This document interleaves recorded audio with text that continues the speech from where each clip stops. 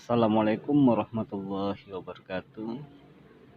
Maka kali ini saya sangat tertarik untuk mereview atau membahas tentang P.O. Haryanto, di mana P.O. Haryanto sekarang dapat menguasai pasar dalam trayek-trayek Jawa, ya, mengenai pengaspalan trek, ya, trek bus Trans Jawa, ya, Trans Jawa bahkan sampai Merak sekarang mengembangkan trayeknya, trayek Merak Madura, Madura sampai Sumeneb. Itu menurut informasi yang saya tangkap itu dapat berjalan sudah 2 tahun silam, ya. Itu biayanya cukup tinggi untuk membuka trayek baru seperti itu. Sebagaimana beliau sebutkan, Rian Mahendra itu juga sangat antusias membuka trayek baru itu karena melihat pasar sebenarnya. Pasar yang begitu sangat menjanjikan, begitu sangat gemilang, karena mayoritas utamanya Sumeneb itu perantau sembako, ya, pengusaha sembako lah gitu, katakanlah seperti itu. Maka beliau berinisiatif untuk membuka trayek dari Sumeneb sampai Merak. Merak itu tepatnya sudah ini di ujung Pulau Jawa. Setelah Merak kan penyeberangan ke Padang, ke Sumatera itu sudah. Kalau ceritanya ya tercerita tentang penyeberangan pulau itu dulu itu bersambung, ya. Ini mereview sedikit tentang cerita Pulau Sumatera itu dulu itu meletusnya Gunung Krakatau, seperti yang saya dapat baca dan saya cerita-cerita dengan beberapa narasumber. Itu setelah Gunung Krakatau itu meletus, kemudian terpisah gitu. Pulau Sumatera terpisah gitu dengan Pulau Jawa, ya, Banten lah, Serang gitu. Paling ujung Cilegon gitu sampai Merak gitu kan. Itu ceritanya cikal bakal daripada terpisahnya Pulau Sumatera, diantaranya Lampung, Padang, itu kan masuk daratan di situ kan. Oke, sedikit itu yang saya jelaskan tentang fenomena alam dari Krakatau, ya, meletusnya Gunung Krakatau itu. Oke, kita sambung lagi ke cerita P.O. Haryanto karena sangat menarik untuk kita telusuri.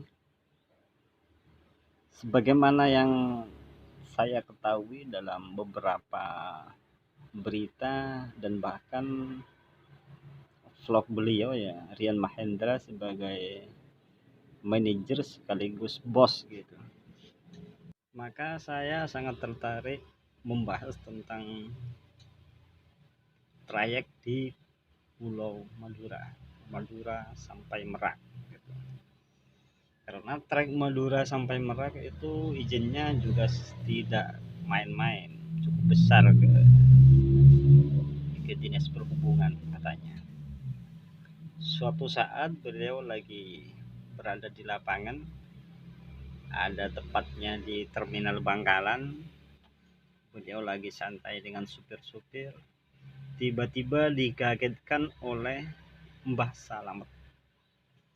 Mbah Salamet itu membawa seekor kambing, kemudian dikasih ke Rian Mahendra.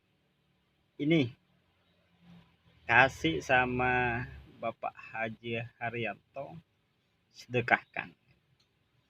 Saya tidak langsung ambil, tapi saya telepon bapak saya, langsung nyuruh kasih uang 500.000 gitu. Uang tersebut diambil sama Mbah Salamet tapi langsung hilang di pinggir. Aneh bin ajaib bukan? Kalau bukan orang wali nggak bisa seperti itu. Karena Mbah Salamet itu di situ terkenal seorang wali, walaupun beliau itu seperti orang gila penampilannya, gorengan, kudis, gitu. Bahkan telanjang, tidak pakai apa ya, hijab apapun gitu. Nah, setelah diterima itu dia ikatkan ke ini, ke pohon dekat bakso katanya. Udah diikat kenceng padahal tiba-tiba lari. Seekor kambing itu lari.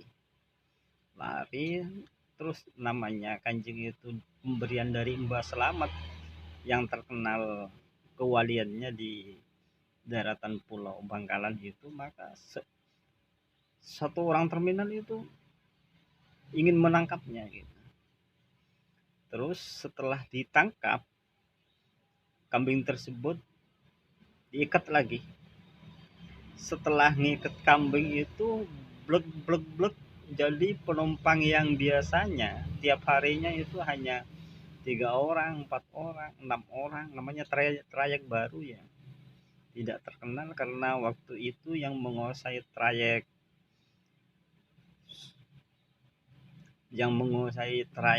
Madura Jakarta itu adalah Pahala Kencana.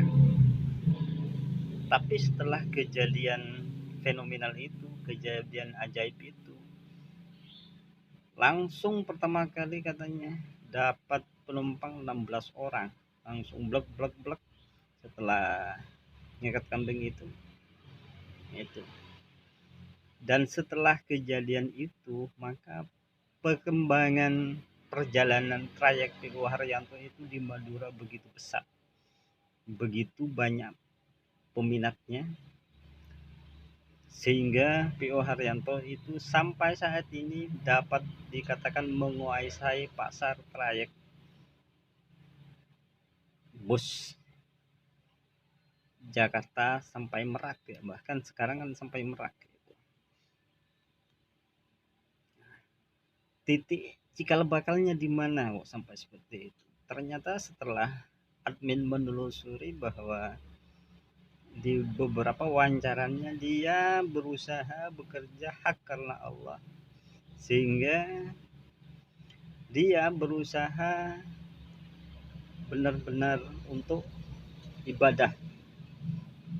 Jadi ada santunan yatim yang jumlahnya 50 dan jumlahnya 5.000 orang tiap tahunnya, memberangkatkan umroh tiap tahunnya, dan bahkan untuk seorang sopir dan kondekturnya, kenetnya itu harus sholat.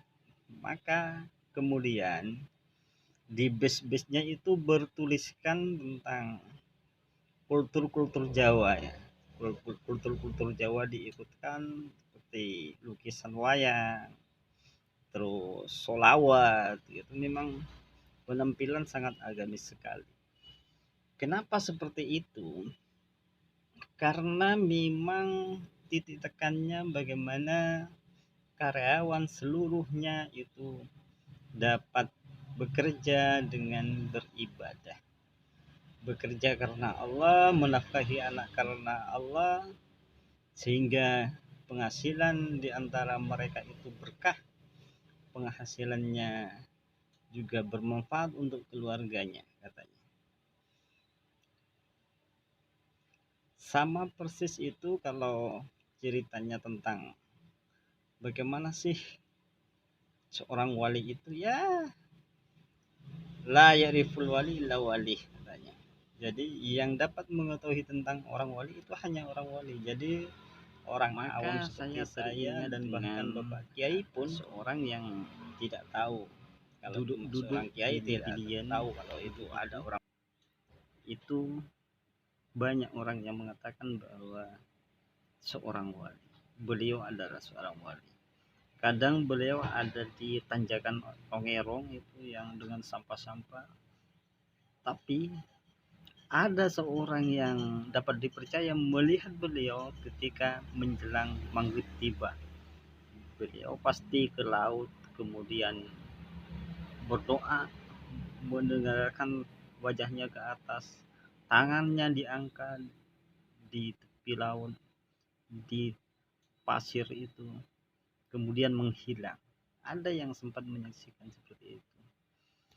Dan bahkan para pengendara-kendara roda 4 itu orang-orang yang mampu spiritualitasnya ke sana itu banyak berhenti memberi sesuatu, bahkan berhenti tidak ini, tidak tetap di mobilnya.